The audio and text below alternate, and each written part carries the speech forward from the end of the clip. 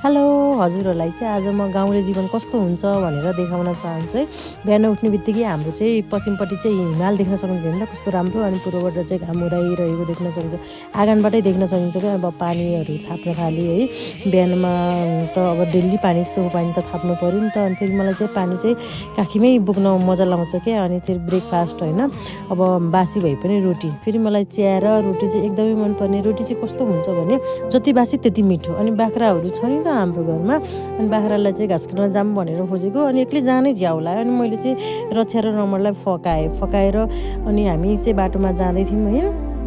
जाँदै गर्दा चाहिँ खरबारीमा पुग्यौँ होइन। खरबारीमा पुगेपछि चाहिँ एउटा मार्चा बनाउने झार देख्यौँ। अनि मैले रक्षालाई भने यो मार्चा बनाउने झार हो नि त रक्षा भनेको।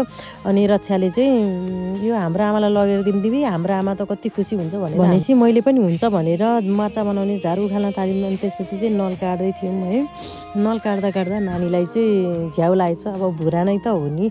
अनि कुन बेला चाहिँ ओडालेको पात टिप्न गएछ, उसले पात टिपेर ल्याएर मलाई पछाडिबाट हान्दै जिस्काउँदै गरिरहेछ। मलाई चाहिँ खासै थाहा थिएन नि त। अनि पछि मैले थाहा पाएपछि एकपल्ट गाली गरेको टेरिन है।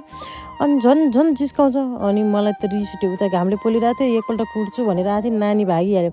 अनि फेरि मलाई पनि अल्छी लाग्यो। अनि अल्छी लागेपछि बसेर कुडो टिप्न लागेको, लुगैभरि कुरो लागे एकपट्टि घामले पोलिया।